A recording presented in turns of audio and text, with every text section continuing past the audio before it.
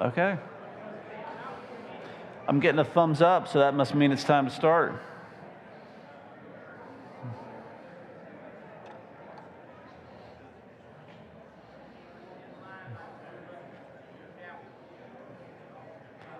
Let everybody file out.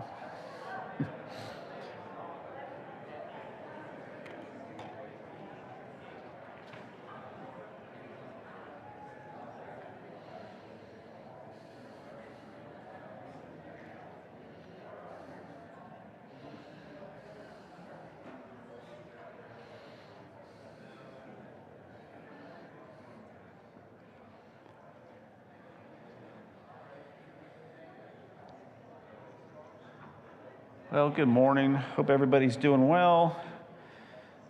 Enjoying this lovely summertime heat and humidity. It's a bit brutal.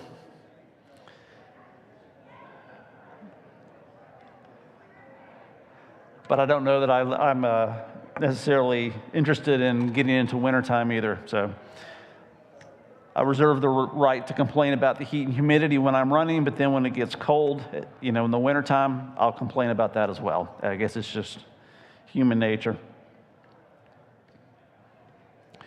So today, we're going to be looking at chapters, I know it's hard to see on there, but chapters 16 and 17 of 1 Samuel. So you can turn, if you'd like, if you have your Bible with you, you can turn over to that. Now, I will be putting the scriptures, a lot of those on the screen, but just in case you're interested in following along in your own Bible, chapters 16 and 17 is what we'll be going over this morning. I guess it's human nature that we love a good underdog story. Am I right? I think everybody can relate to that. The idea that somebody that wasn't expected to have some victory or something, that they achieve it, and we just love that. We love to root for the underdog in sports. And to me, at least, I guess in my lifetime, and you may have other, things that you can come to mind as far as maybe some underdog victories, but for me, this is the one that probably stands out. This is from the Miracle on Ice, February of 1980, where in the Olympics, the Winter Olympics in Lake Placid, the U.S. team defeats the Soviet team, who was the heavily favorite team. So the Soviet team was basically, no surprise, was basically a professional team. And here the U.S. team was just this team of amateur, of collegiate athletes. And the U.S. defeats the Soviet team, and it was just one of these iconic moments of an underdog winning. Now, trivia, I guess, and I've kind of forgotten this. This is 1980, a few years ago. That wasn't the gold medal game. The U.S. then ended up playing Finland 2 days later, defeating Finland to win the gold medal. But when you talk about that victory, a lot of it comes back to this game. Defeating the Soviet Union, who, many of you, just looking around the audience here, are old enough to remember the 80s, and how, our arch enemy, the United States, our arch enemy was the Soviet Union, right? You had the whole Cold War in full swing. And the idea of, the U.S., these amateur, not professional athletes defeating the Soviet team was just wild. And I think it was, if I remember correctly, I think it was Al Michaels has the famous call, like, do you believe in miracles? When the U.S. won. Now, with that said, anybody want to make a guess on one of the topics we're going to be covering this morning? David and Goliath. Thank you, Julie. Yes, we will be looking at David and Goliath today. But first, we're going to be looking at chapter 16. So 16, kind of giving you a little preview. 16, we're going to see David becoming the new king. I was going to say unofficially, but I guess maybe that's not the right way to say it since God chose him. And then in chapter 17, we will be looking at the story of David and Goliath. Probably the iconic underdog story. So let's go ahead and look at chapter 16. And I'm going to start with Samuel, because a lot of the first part really has to deal with Samuel. Okay, maybe I lied. I'm going to go back to chapter 15 for a bit here. So let's kind of go back a bit to last week, what Mike was talking about. And in 15:35, the scripture says, "And Samuel did not see Saul again until the day of his death, but Samuel grieved over Saul." And there's a reason why I wanted to kind of go back to this. And if you remember Mike's lesson last week, we saw really the fall of Saul. This is the point where Saul is completely disobedient to the commands he was given. He was to go completely wipe out the Amalekites. And what does he do? Well, doesn't do that. He brings back the king. He allows his army, his soldiers, to take the best of the flock. And when confronted by Samuel about this, he starts making these lame excuses about, this and that. And, there's this moment where, and he also decides to build a monument to himself at Mount Carmel. And we're also told he starts kind of attracting some of the, if he had anybody that was a, great warrior, they would kind of then become part of his little, I guess, his group, right? So it's almost like he's got now this group of strong men around him as well.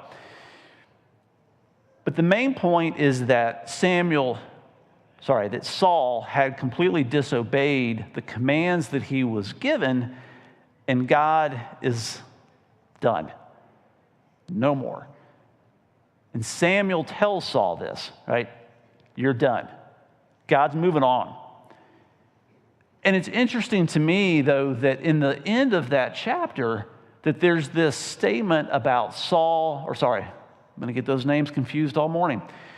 Samuel grieving over Saul. And I think sometimes we view grieving, maybe as a weakness sometimes. I don't know why.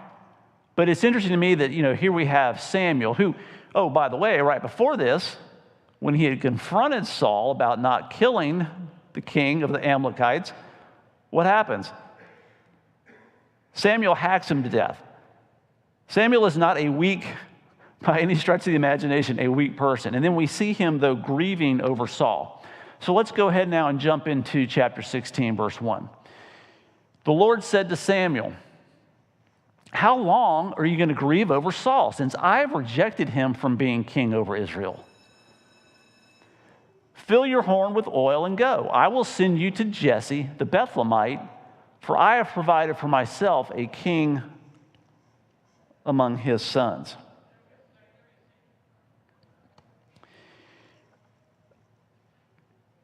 So God he sees Samuel as grieving over Saul. And what does he do? How long are you going to do this? Time to move on. I've rejected him. We're moving on. And, part of me thinks, wow, I don't know, that seems kind of harsh. I don't know, but I think the point I would get from this maybe, or one point to make, is that, there's a time to move on. There's a time to grieve. And, we're told in Ecclesiastes, one of my favorite books, Ecclesiastes 3:4, there's a time to weep and a time to laugh, a time to mourn and a time to dance. Now, just to be careful here, I'm not saying that, when we're talking about grief, maybe in the context of like loss of a loved one, I'm really not talking about that, right? I'm talking more about maybe the disappointments in life that we face, challenges, maybe failures that we have. And there's a time where you just have to get up and move on. And as I was going through this lesson today, I was reminded, I had an event a number of years ago where it was a serious event at work, and there was a lot coming down on myself and somebody that worked for me. And there was a gentleman that had just joined the company that I work at, and he had come from the military. I think it was, he was part of the Navy. It might have been a part of NSA. I can't remember now what it was, but he had come in and he was kind of leading some of these efforts. And he apparently had noticed that myself and the guy that worked for me were under just, let's say, a little bit of stress. And I guess in his military mindset, which is certainly different than my corporate mindset, I've never served a lick of time in the military. But he came over to me and my worker, and he's like going, man, when I was in the military and you're dealing with stressful situations, sometimes I would just have to tell people that would kind of start freaking out on me. I would just have to tell them, hey, look, if you need to go over there in the corner, crawl up in a ball, cry, get it out of your system, go do it. Because at the end of the day, this problem's not going away. And I need your help to face it. So if you need to go ahead and go get it out of your system now, go do it. But I need you to solve this problem. And it was just one of these things that, in the corporate world, I had never really heard anybody quite phrase it that way before.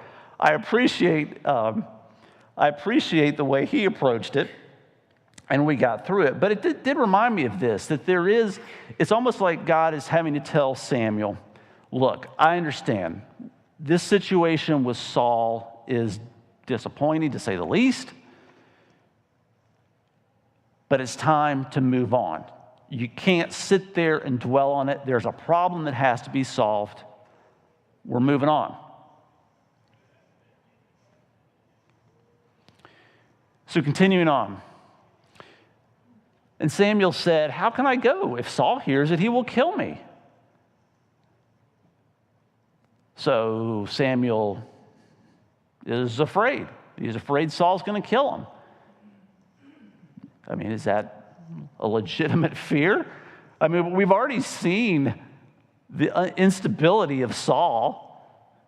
He's kind of losing his mind a bit here, right? He seems to be a very rash person. If you remember last week, the other thing he did, he made this rash vow that almost cost his son Jonathan his life. The people had to basically plead and ransom to prevent Jonathan from being killed because of this rash vow that Saul had made. Saul's setting up a monument to himself. He's looking for this glory. I don't think even a stable leader would be inclined to look favorably on somebody going around basically looking for their replacement. So I think Samuel's, he's right to be afraid. Right?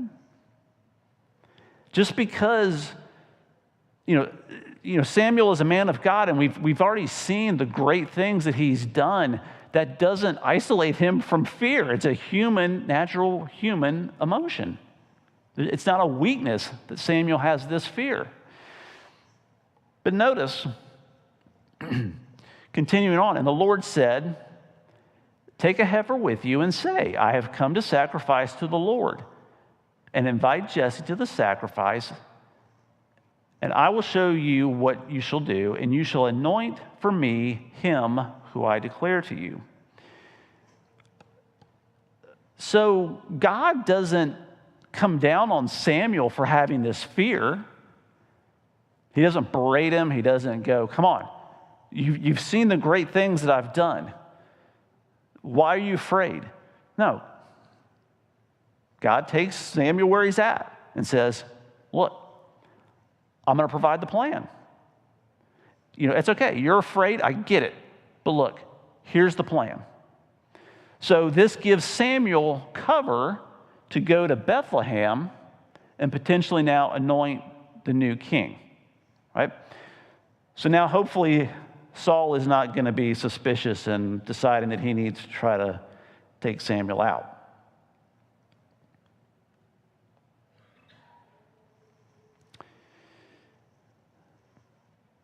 Oh, sorry.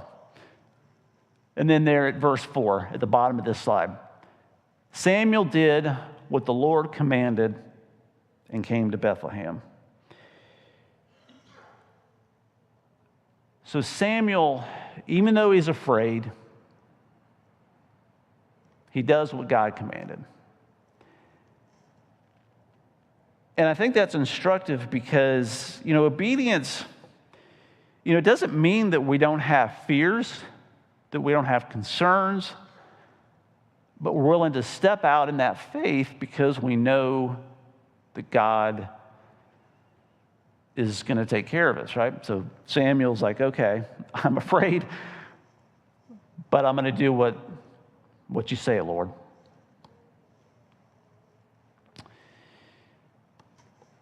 So Samuel goes to Bethlehem, yes, the Bethlehem, where Jesus was born, which means, trivia time, I guess, house of bread. There's a lot that goes on in Bethlehem. Just a few points. Rachel died near Bethlehem. Ruth meets Boaz at Bethlehem. And obviously, as we just mentioned, this is the birthplace of Jesus. When Samuel goes, what do we read?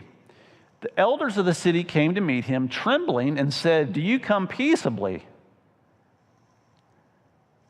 And I don't know why that was their reaction. I think a couple things maybe is, Samuel, he was judge, right? Maybe they thought he was coming to pronounce some judgment on them. I don't know. Maybe they were afraid, what have we done? Are we in trouble? Getting called to the principal's office? Or, more likely maybe, is they were already aware of what was going on with Saul and how Samuel had already pronounced that God's done with you. God is moving on. He has rejected you. Your kingdom is going to be taken away from you. So now they see Samuel showing up, and maybe they're like, we don't want in the middle of this. We know what's going on. Saul is a powerful figure at this point. And to then maybe potentially get in the middle between this power struggle between Saul and Samuel, maybe they were afraid. But Samuel says, I come peaceably. I've come to sacrifice to the Lord. Consecrate yourselves and come with me to the sacrifice. And he consecrated Jesse and his sons and invited them to the sacrifice.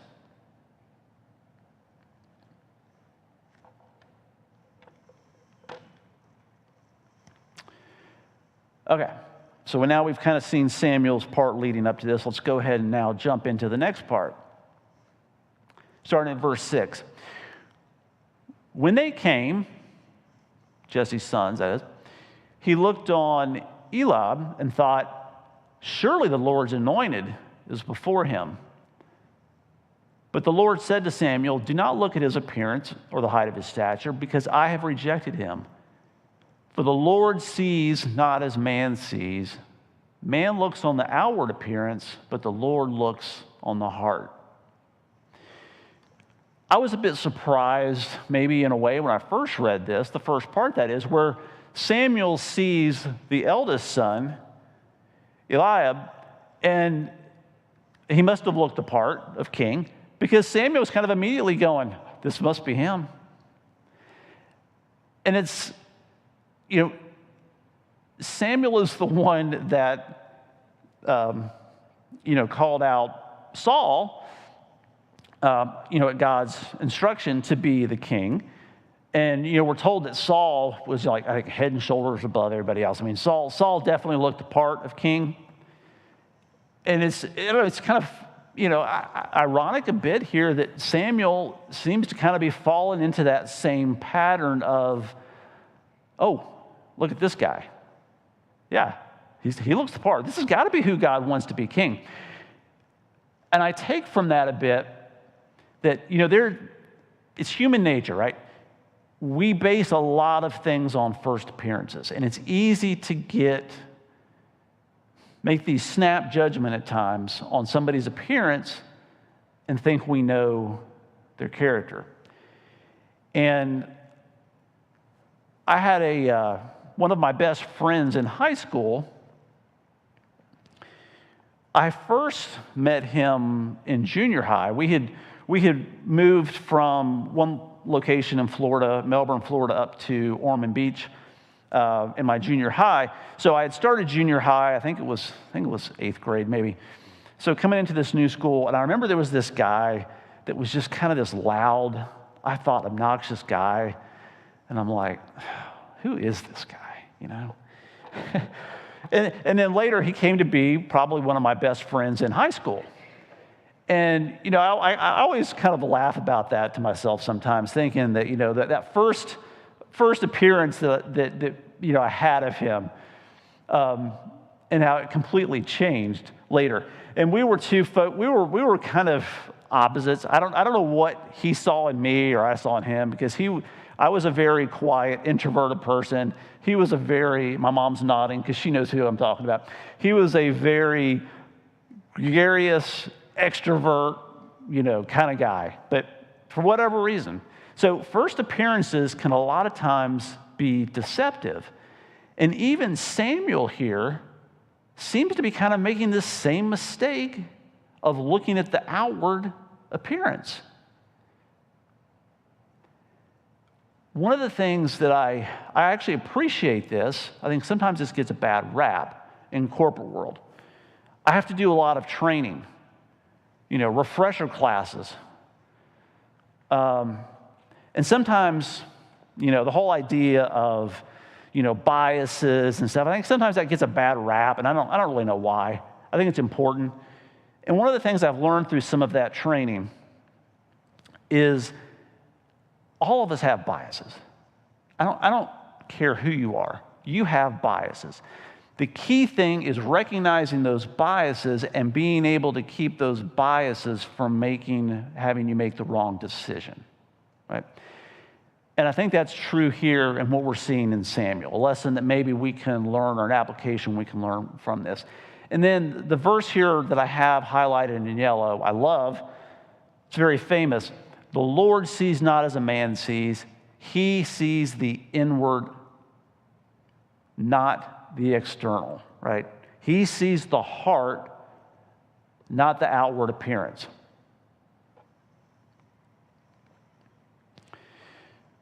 So Eliab's been rejected.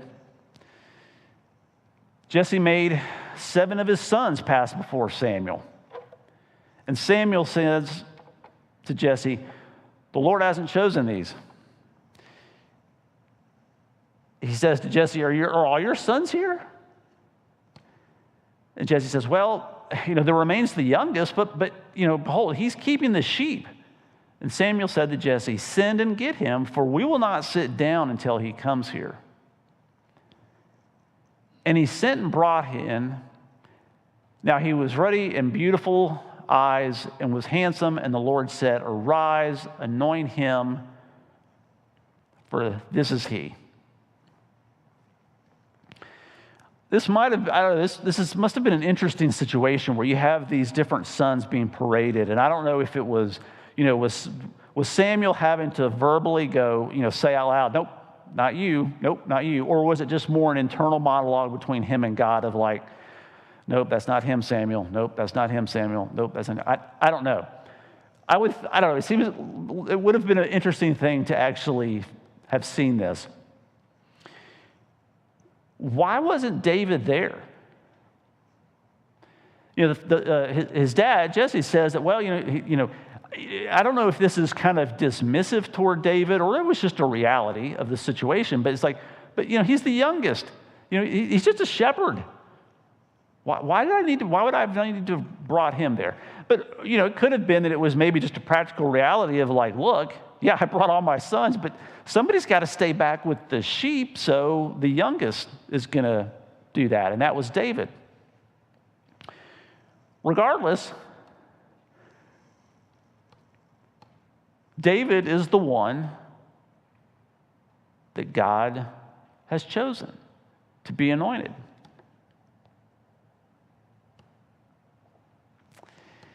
A shepherd.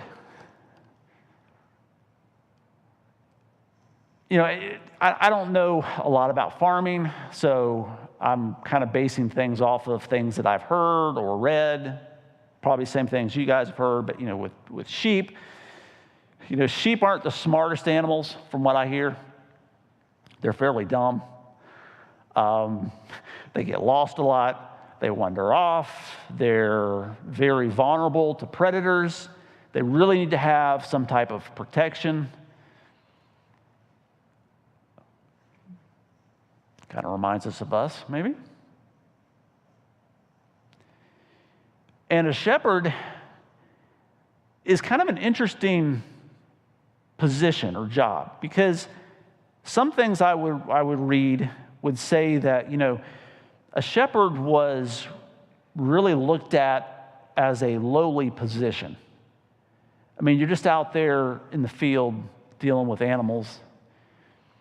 But on the other hand, there is this concept in literature. We see it in the Bible, obviously, but even outside the Bible, there is this idea of, this honorable position of a shepherd. And a lot of times dealing with leaders, they would be compared to a shepherd. And I think we can all understand possibly why, especially when we're talking about the church and elders, also known as shepherds, who shepherd the flock. So it would have been I'm sure, a hard job. You're out there in the fields, you're exposed to the elements, you're dealing with these sheep that just don't seem to know what they're doing. They're wandering off. They always have to be protected. And there is a scripture in Psalm 79 that I think says this very well about David.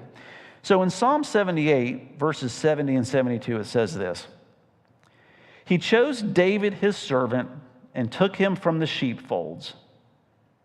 From following the nursing ewes, he brought him to shepherd Jacob his people, Israel his inheritance. With upright heart, he shepherded them and guided them with his skillful hand. And obviously, we can, I think, see that this points to Christ, the Good Shepherd. I think it's fairly, to me at least, it's fairly clear, foreshadowing of Jesus.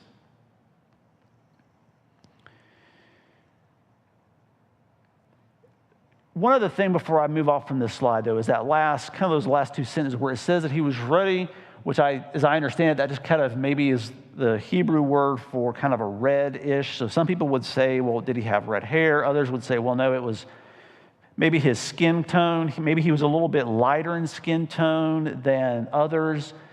Not really sure what. But then it says he has beautiful eyes and was handsome. Now, I think this is worth maybe considering briefly is this. We just looked earlier about how that Eliab was rejected and all the other brothers were rejected, even though at first Samuel had seen Eliab and said, hey, that must be him. Well, does David look the part? I don't know. I mean, maybe David was slender, but if you look at his appearance, I mean, he's obviously a very good-looking guy. He's handsome. So the point is, to me, is this, is that outward appearances don't being good looking or whatever, that doesn't mean that it doesn't qualify you to be a leader. It also doesn't disqualify you as a leader. David was a good looking guy. Maybe not as, maybe Eli was much more of a imposing warrior-like figure, but David was a good looking guy. Appearances don't matter is the point I'm making, right? Doesn't matter. Whether you're good looking or not, doesn't matter. Outward appearances don't matter. Verse 13, then Samuel took the horn of oil and anointed him in the midst of his brothers, and the Spirit of the Lord rushed upon David from that day forward.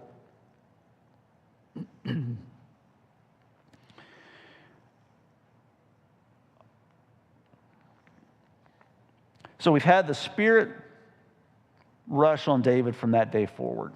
Now, finishing out this chapter, we're going to look at David the servant. Verse 14, now the Spirit of the Lord departed from Saul, and a harmful spirit from the Lord tormented him.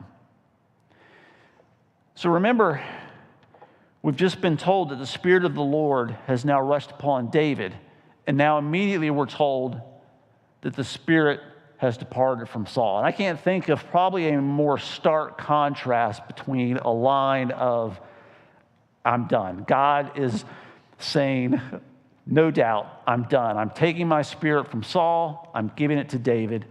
And oh, by the way, a harmful spirit is going to torment Saul. Now,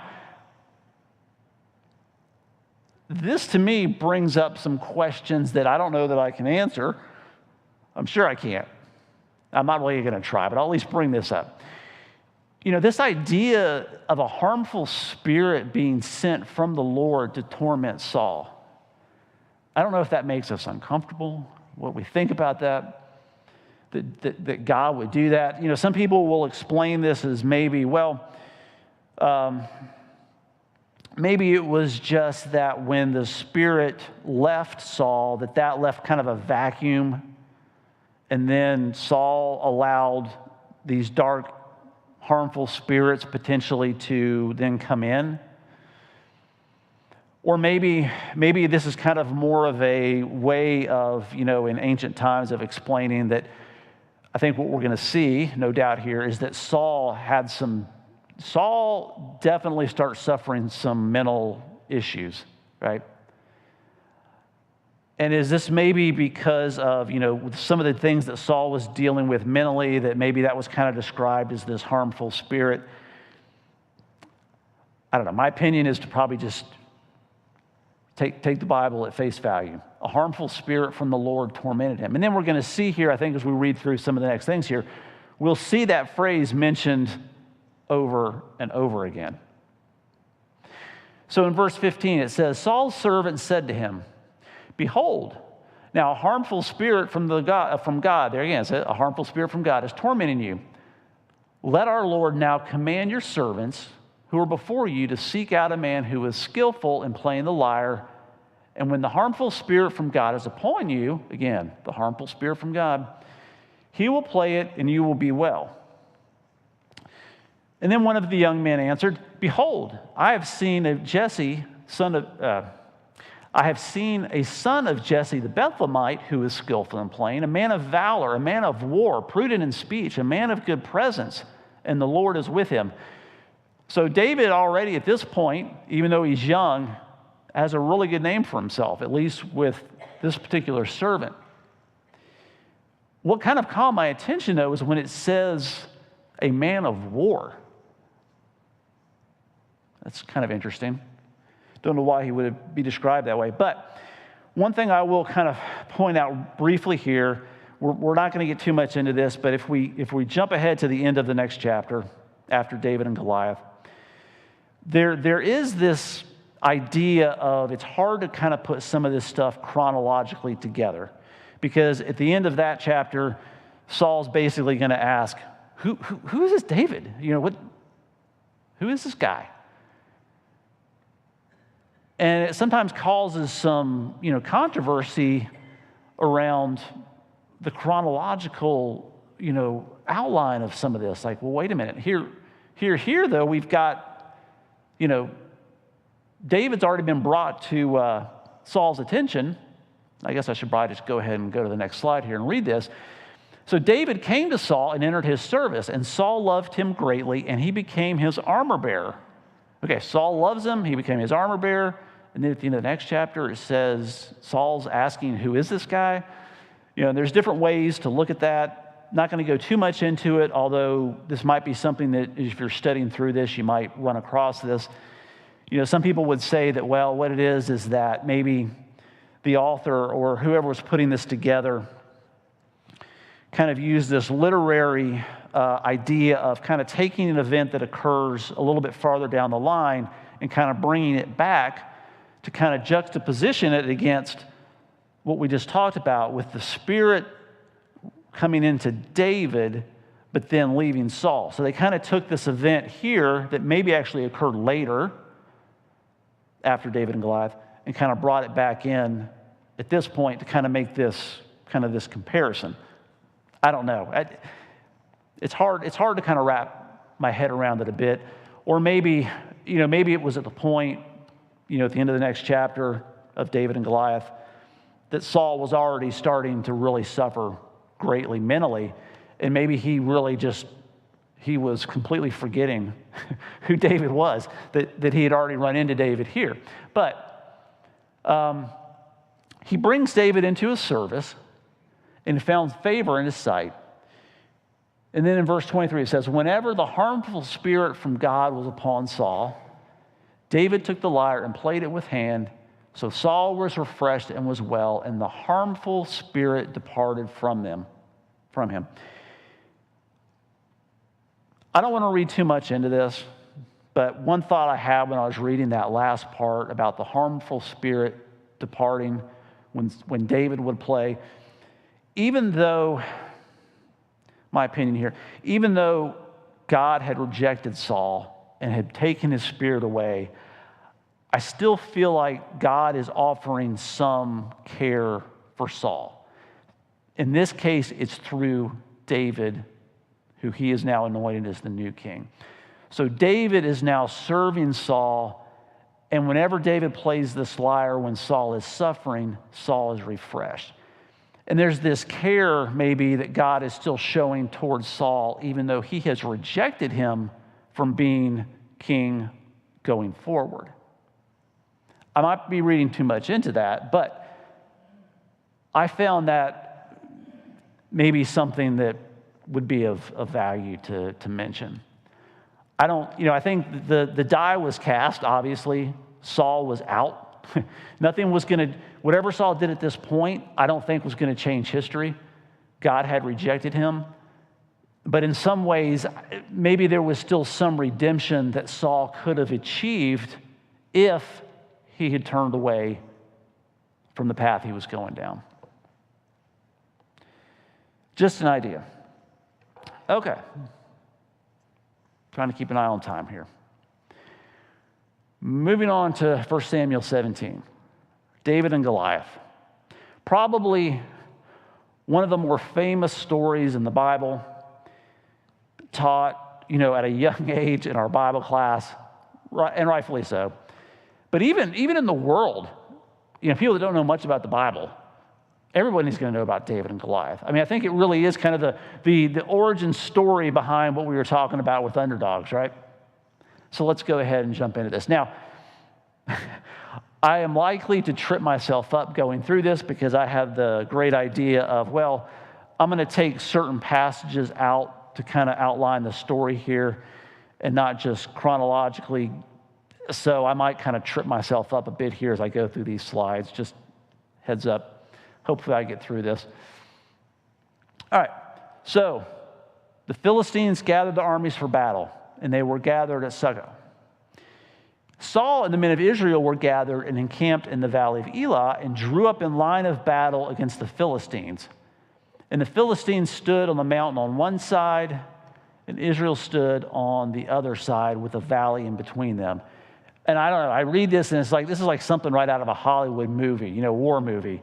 It's very dramatic. You've got these two armies now set against each other, one on one side on this mountain ridge maybe, and one on the other side of this mountain ridge with a valley in between. What would you expect from Hollywood, right? You'd expect this massive battle. The armies go down into the valley in the middle and have this huge battle, climactic battle scene. That's not what happens, right? And we know this. What happens? And there came out from the camp of the Philistines a champion named Goliath of Gath, whose height was 6 cubits and a span, which I understand a cubit's not an exact measurement because I think it has to do with measuring. I don't know if it's from tip of your finger to your elbow or, so there's obviously a little bit of variation, but that typically is translated as being 9 feet, 9 inches tall. Now, some other texts from like the Greek and some of the Dead Sea Scrolls maybe kind of say, well, maybe it was, maybe 4 cubits in a span, so maybe it was 6'6". But regardless, whether he's 9 feet, 6 feet 6, the average height at that point, if I read this correctly, was about for a man, was maybe about 5.5 feet. So that's even shorter than me. I'm like 5'8". So this is, that's shorter than me. So it doesn't really matter exactly how tall Goliath was. He was a formidable figure. And here he comes out, right? And what does he do? He gets out there and he stands, shouts to the ranks of Israel, "Why have you come out to draw up in line of battle? Am I not a Philistine? Are you not servants of Saul? Choose a man for yourself. Let him come down to me. If he's able to fight with me and kill me, then we will be your servants. But if I prevail against him and kill him, then you shall be our servants, and serve us." I don't know a lot about ancient warfare, but I don't know if this was really that common of a thing. Some of the things I read online seem to say that this idea of having these, this battle between 2 champions, one from each army to decide the fate of everybody, that really wasn't that common of a practice even in the ancient world. It does appear in ancient literature, but it is definitely an interesting situation to me. And what happens? We read in verse 11, "When Saul and all of Israel heard these words of the Philistine, they were dismayed and greatly afraid." Not real good, right? You would think, to me, especially as a leader, it's okay to be afraid, right? We talked about that earlier with Samuel being afraid of Saul. So, I don't fault them from maybe being afraid, but I do fault Saul personally as a leader. He should have been able to get his folks in check here. Right? So we're going to jump ahead a little bit now. So before I read the next verse, now what happens, or leading up to this next verse, David's 3 oldest brothers are serving in the army with Saul. Jesse decides, hey, David's home with the sheep.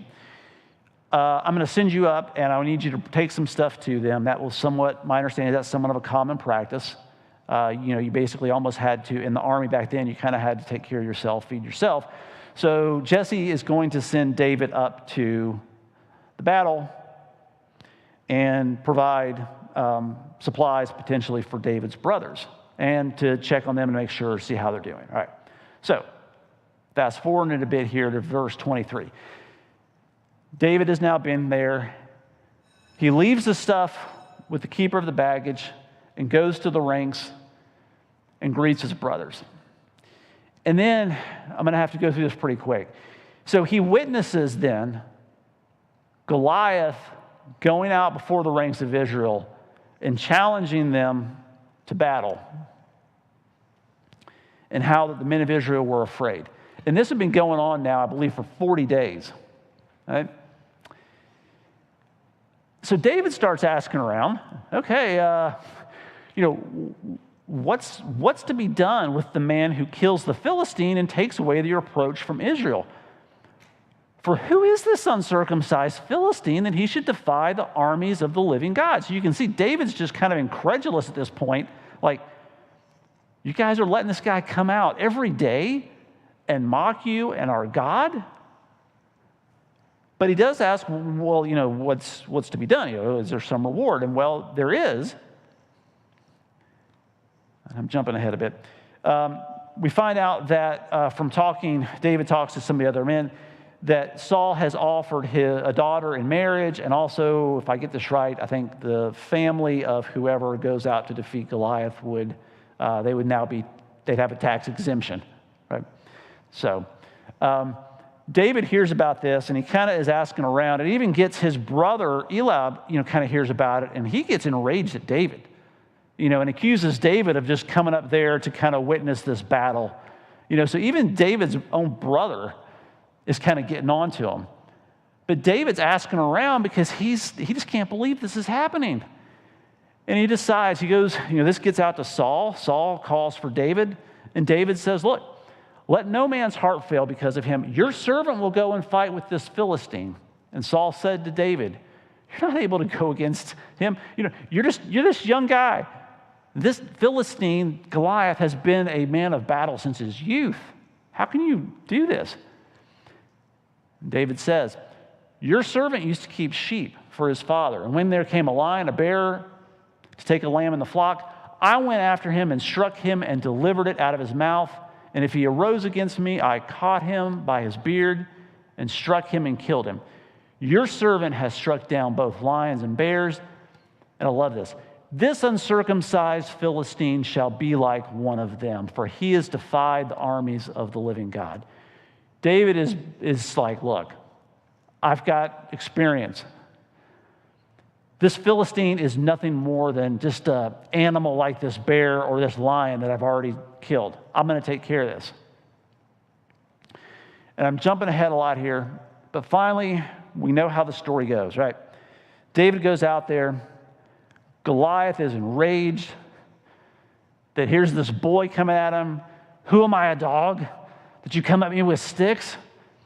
And David's response, I come to you in the name of the Lord of hosts, the God of the armies of Israel, whom you have defied. This day the Lord will deliver you into my hand, and I will strike you down and cut off your head. David is very clear. The Lord is going to do this. It's done. You're going down. The Lord is going to deliver you into my hand. And I have this slide here. I'm going to go through this real quick. I think there's some, quote, wrong lessons we can get from this. Not that there's always ways to apply Scripture, and that's great. I do it all the time when I'm teaching, right? But, some of I think the wrong, quote, unquote, lessons we can get. You can defeat the giants in your life if you just try hard enough. That's something a high school coach would tell you at a football game. That's not the point of this lesson. It's not about David trying harder, and that's why he was victorious. Or be brave, or fill in the blank there with whatever word you want to put, like David. Is it admirable that David was brave? Yes. But is that the point? Is the point of this story David's bravery? Well, no. Or another one might be, well, your problems are your Goliath, and you need to go after these problems in your life like David went, after Goliath. And I get it. It's you can take Scripture and make all kinds of applications for it, but that's really not the point. The problems in your life is not what being discussed here. Or God will always give you the victory. Well, is that true? Look at the last part of Hebrews 11, the chapter of faith, where the writer talks about, the things that some of God's followers had suffered, sawed in half, being killed. In this life, we're not promised easiness. We're not promised a quote-unquote victory. What is the lesson? And I went ahead and got this quote, wrap this up, from Warren Wiersbe, who is the author of one of the books that we are using for this quarter study. And I'm just going to read through his quote because I thought he can probably say this better than I can about what the true meaning of this is. while there are many applications of a Bible passage, what I was just talking about, there is one basic interpretation. The interpretation here is that David did what he did for the glory of God. David came to the contest in the name of the Lord and the God of the armies of Israel, and he wanted Goliath, the Philistine army, and all the earth to know that the true and living God was Israel's God. Goliath had ridiculed Israel's God and blasphemed his name, but David was about to set the record straight. David saw this as a contest between the true God of Israel and the false gods of the Philistines. So that is, wrapping it up, that is the true meaning of this. God is the true God, not these false gods for the Philistines, for anybody else, or anything else we have in life. God is supreme. Okay? Appreciate your attention today. I'm going to wrap it up right there. See y'all next week.